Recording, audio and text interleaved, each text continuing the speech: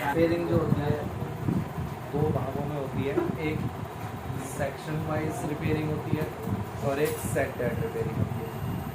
Set dead repairing जो है, हमने ओपन कंडीशन का सॉल्यूशन देखा कि अगर बैटरी कनेक्टर पे चेक करने पर कोई भी वैल्यू, कोई भी बीप साउंड नहीं मिलता है, तो उस कंडीशन में हम कैसे उसे सप्लाई को ओके करेंगे। फिर इसके बाद था शॉर्टिंग कंडीशन कि अगर हम बैटरी कनेक्टर पे चेक करते हैं और हमारे बीप का साउंड देखने को मिलता है, तो किस वजह से सेट ऑन नहीं हो रहा है उसको फाइंड किया जाता है। कोई कंपोनेंट शॉर्ट हो गया है या कोई आईसी की शॉर्ट हो जाने की वजह से इस तरह की समस्या आती है कि बैटरी कनेक्टर पे बीप साउंड मिलता है तो भी सेट ऑन नहीं होता। लेकिन कई बार होता है कि सेट यानी कि हमने बैटरी कनेक्टर को चेक करा, बैटरी कनेक्टर की कंडीशन बिल्कुल ओके है, वन साइड वैल्यू आ रही है और वन साइड कोई भी वैल्यू नहीं मिल रही, यानी कि ओके कंडीशन है, फिर भी सेट डेड ऑन नहीं हो रहा। तो इस कंडीशन का कैसे पता लगाएं? तो इसका पता लगाने के लिए हमारे को डीसी पावर सप्लाई मशीन की ही ज़रूरत पड़ेगी।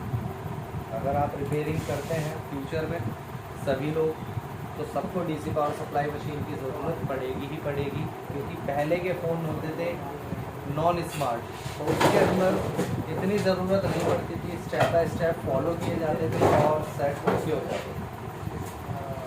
उस टाइम पे भी DC power supply machine 2 ampere की यूज़ करी जाती थी, लेकिन आजकल के सभी फ़ोनों के अंदर पहले वाली कंडीशन नहीं रहती।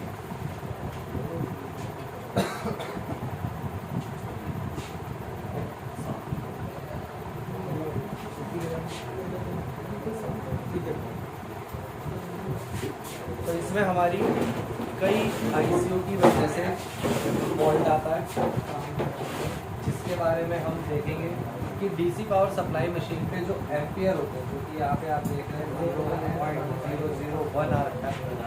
फिलहाल मैंने इसे सेट कर रखा है 4 एम्पियर 4 वोल्टेज 2 एम्पियर। अब किसी भी पहले तो डीसी पावर सप्लाई मशीन को सेट कैसे करेंगे? अगर इसे सेट करना है तो किस किस टाइप से आपको क्या सेट करना है। अब देखिए, जैसे कि मैंने M1 यानी कि चैनल 1 पे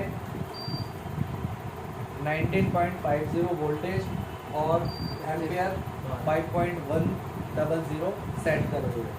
वही चैनल 2 पे 4 वोल्टेज है और 2 एम्पियर है। चैनल 3 पे 4.20 वोल्टेज है, 3 एम्पियर है। चैनल 5 पे 4.20 वोल्टेज है, 5 एम्पियर। अब ये 3 जो चैनल मैंने बना रखे हैं मोबाइल के हैं, और जो एक चैनल फर्स्ट नंबर का ये बना हुआ है ये लैपटॉप।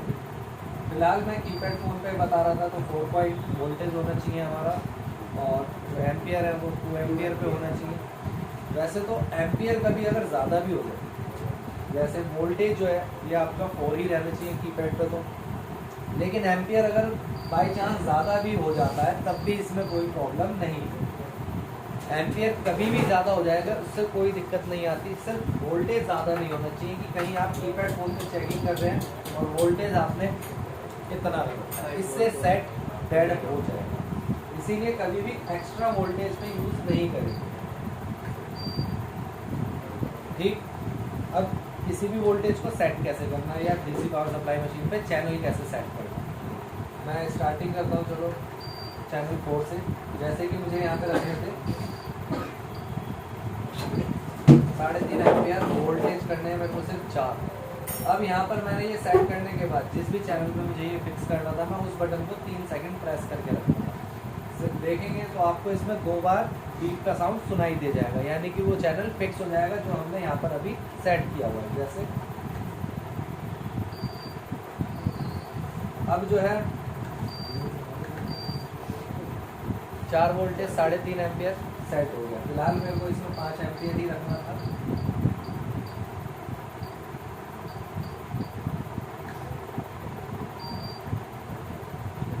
ठीक, तो डीसी पावर सप्लाई मशीन को इस तरीके से आप सेट कर सकते हैं। अब यहाँ पर जो वोल्टेज है ये इतना क्यों यूज़ करते हैं? देखिए कीपैड फ़ोन है तो मैंने पहले ही बताया कि सिर्फ 4 वोल्टेज। क्यों? क्योंकि इसमें कीपैड फ़ोन की जो बैटरी होती है मिनिमम होती है 3.70 और मैक्सिमम होती है 4.20। तो हम जो फुल चार्जिंग है उसकी उससे थोड़ा सा कम पर ही चेक करते हैं।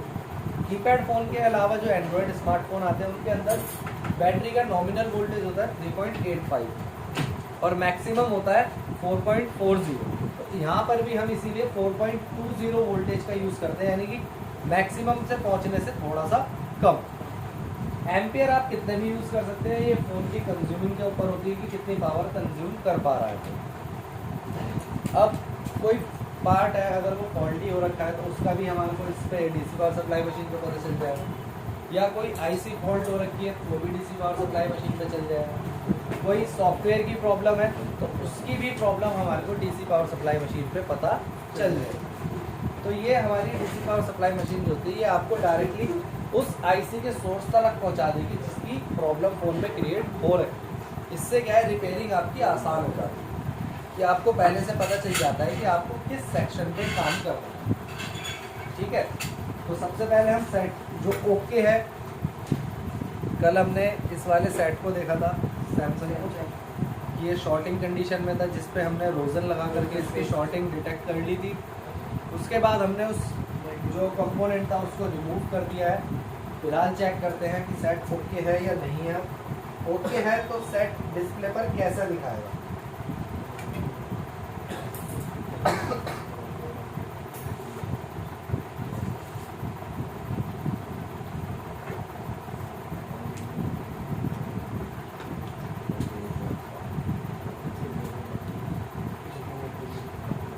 जैसे अगर कोई भी सेट वैसे कितनी पावर एक बारी में बिना बटन दबाए ले लेता है तो इसे हम हाफ शॉर्टिंग भी बोलते हैं। लीकेज में कई बार होता है कि सेट ऑन नहीं होता, खुद ही पावर ले ली, इस वजह से फिलहाल इसमें पावर चलती जा रही है, यानी कि लीकेज की कंडीशन तो इसके अंदर है। अब हम इसे ऑन करके देखते हैं।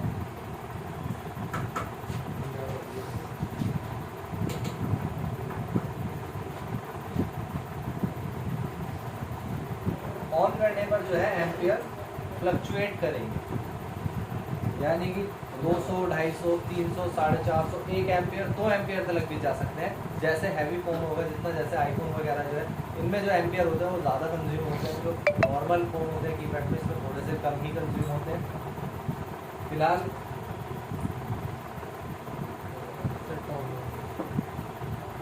सेट ऑन है और यहाँ पर ये बार बार एम्पियर बदलते रहेंगे, फ्लक्चुएट करते रहेंगे। तो इसका मतलब है कि सेट ऑन है, चाहे हमारे पास फ़ोन में उस टाइम पे डिस्प्ले लगी हुई हो या ना लगी हुई हो।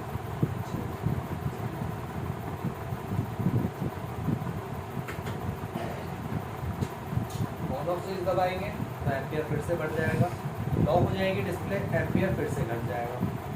जितना भी घट जाने देते हैं, डाउन हो गया बिल्कुल। ऑन ऑफ स्विच दबा के देखते हैं फिर से, ठीक। तो अब फ़ोन के अंदर डिस्प्ले लगी हो या ना लगी हो, इससे हमें पता चल जाता है कि किस तरीके से सेट ओके है। अगर सेट ओके होगा तो इस टाइप की रीडिंग रहेगी। तो जैसे ही हम कोई भी की प्रेस करते हैं नंबर जो है बढ़ने लग जाते हैं। एम्पियर फ्लक्चुएट करते रहने चाहिए काफ़ी ज़्यादा वैल्यू के अंदर।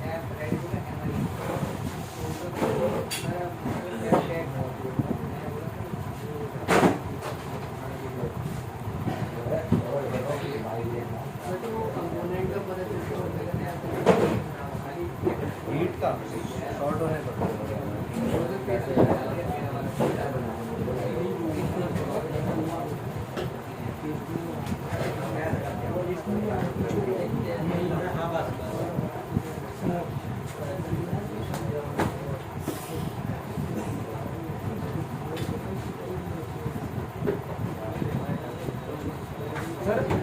सर रोजन पे इसका स्मोक प्रोटेक्शन मतलब लगाना है ना सिर्फ।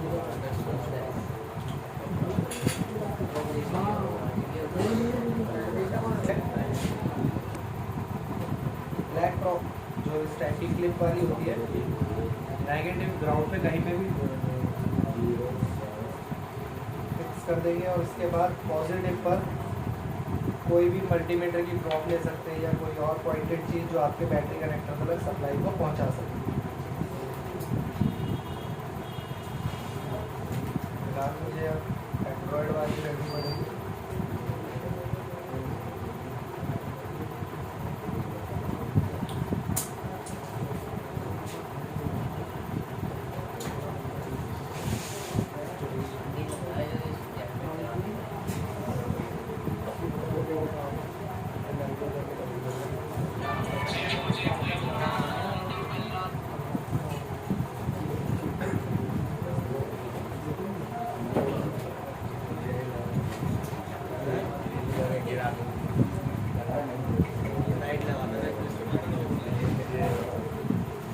ये थोड़ी ना गिरा नाले में, ये थोड़ी ना गिरा।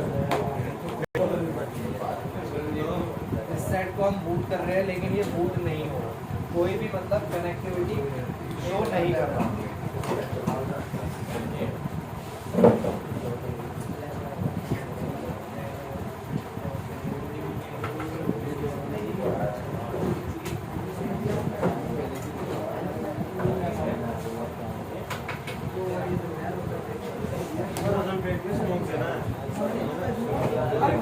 अरे मैं बोला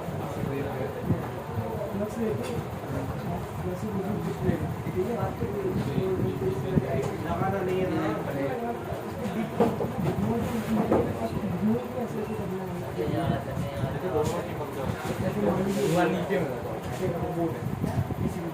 करते हैं और डीसी पावर सप्लाई मशीन पे कोई भी कनेक्टिविटी नहीं होती, तो इसका ये मतलब ये है कि सेट चेक हो गया है आपका।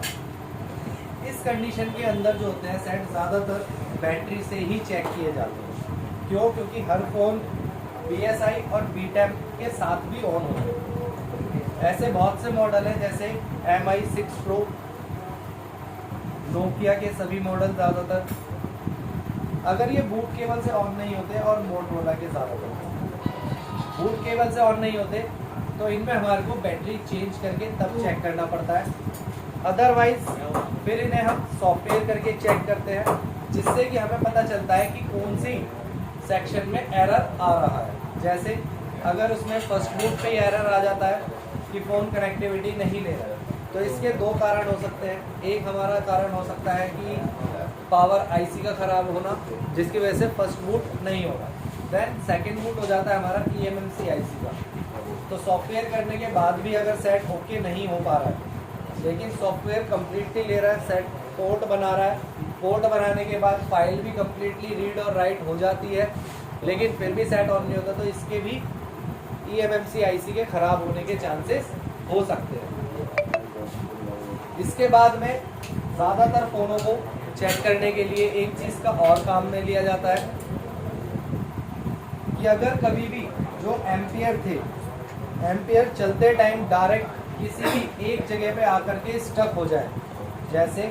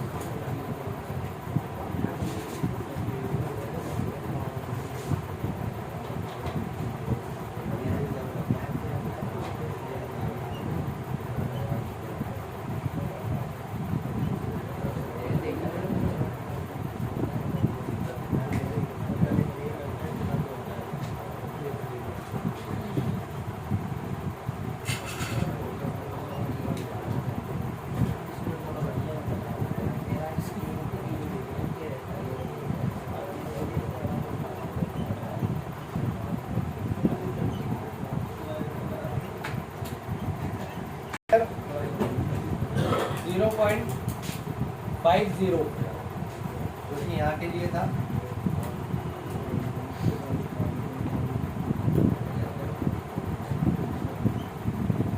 स्टेप से 0.050 तक से लेकर के 0.015 तक यानी यहाँ पर देख सकते हैं आप तीन डिजिट आती है। अगर पॉइंट के बाद 0 के बाद 50 आ रहा है, स्टक हो गया है, तो भी EMMC 60 आ रहा है, स्टक है बिल्कुल, वैल्यू अप डाउन नहीं कर रही एम्पियर की, फ्लक्चुएशन नहीं हो रही, फिक्स है, तो भी EMMC IC, या 150 तक जा रही है 0.150 तक, लेकिन स्टक हो रखी है यानी कि बिल्कुल फिक्स है, तो इस कंडीशन के अंदर हमारी EMMC IC फॉल्टी हो जाती है। इस कंडीशन में EMMC IC की HRC करनी पड़ेगी हमारे को, तभी इसकी कंडीशन ओके हो पाएगी। अगर 0.09 से लेकर के 0.02 से लेकर 0.09 पर जाकर के वैल्यू एकदम स्टक हो जाए एम्पियर्स की, तो इस कंडीशन में पावर IC का फॉल्ट होगा। कभी भी अगर हम चेक करते हैं, चेक करने पर कंज्यूम करी इसने वो एम्पियर और लेकर के सिर्फ 0.007 पे रुक गया या 0.009 पे रुक गया, तो उस सेट के अंदर पावर IC की दिक्कत होती है।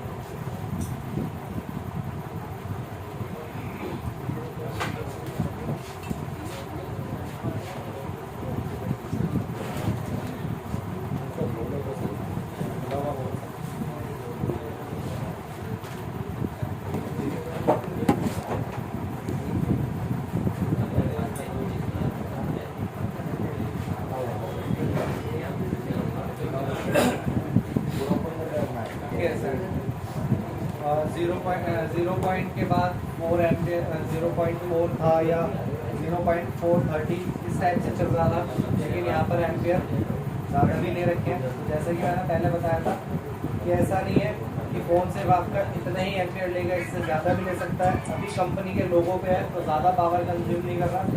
स्टार्टिंग में काफ़ी ज़्यादा बूस्ट किया था इसने, 1 एम्पियर से भी अबॉव गया था। अभी प्रॉपरली ऑन हो जाए सेट, तब हम देखते हैं कि और कितना ज़्यादा एम्पियर ये यूज़ कर रहा है।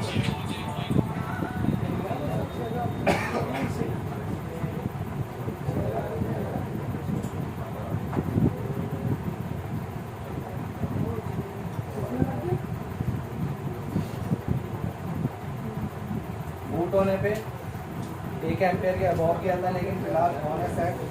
टच भी यहाँ पर काम कर रही है, जिसकी वजह से सेट वाइब्रेट कर रहा है, तो पता चल रहा है हमारे को। और यहाँ पर भी वैल्यू लगातार फ्लक्चुएट होती जाती है, जो कि ओके कंडीशन की ही बारे में बताई गई।